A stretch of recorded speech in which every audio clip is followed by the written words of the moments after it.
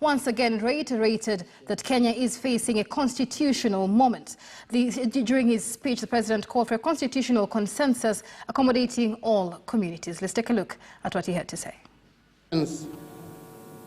Our country is staring at a constitutional moment.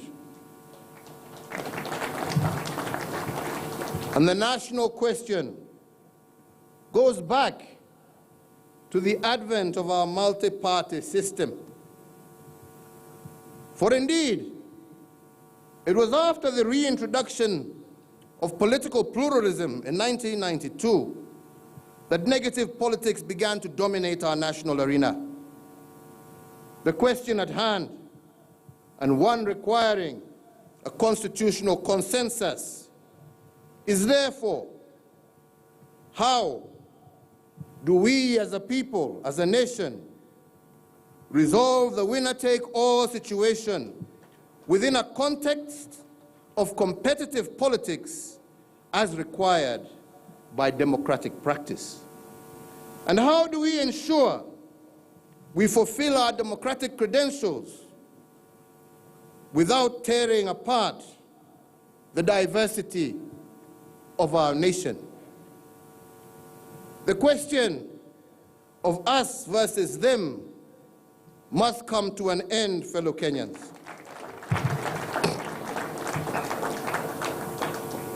And as we exercise our democratic rights, it must never again be at the expense of our diversity. The cardinal principle must always be our unity in diversity. Yes, the 2010 Constitution gave us some remedies, but did it resolve or entrench the zero-sum game, in which the winner takes all and the loser goes home with nothing? Are we still in this zero-sum constitutional dispensation that created conflict since the advent of multi-party politics in 1992? And how do we expect as a people to resolve this problem using elections instead of constitutional change? It would indeed, fellow Kenyans, be a tragedy if come subsequent elections we have not resolved this dilemma. And that is why I urge the country to ponder a constitutional consensus around a three-pronged national question. On the one part, the question is political inclusion. Instead of a zero-sum constitutional equation, can we adopt a positive-sum equation? Can we adopt a constitutional arrangement that can take care of our diversity as a people?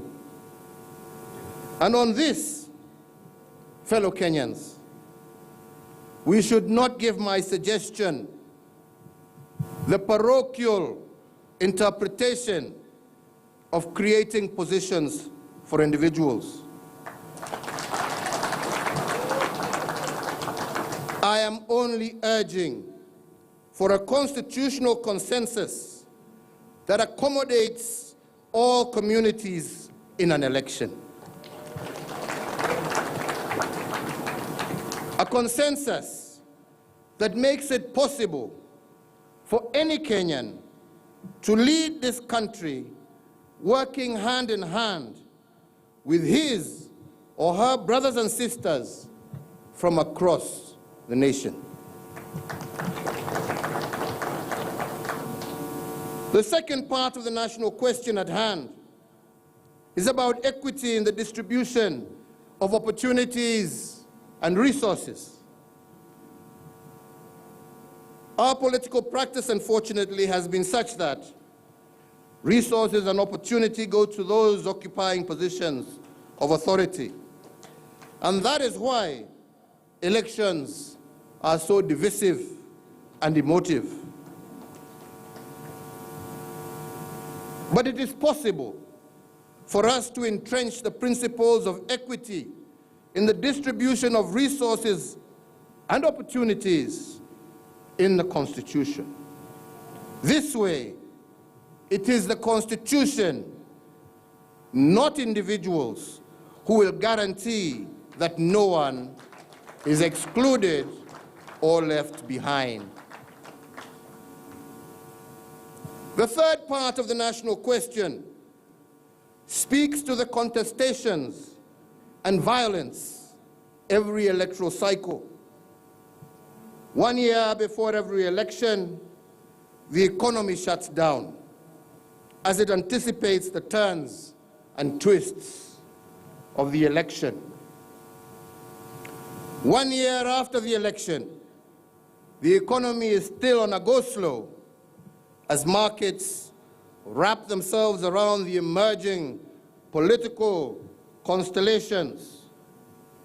This means that in every electoral cycle of 5 years, 2 years are wasted exclusively attending to electoral matters. Fellow Kenyans, the quest to liberate our land was...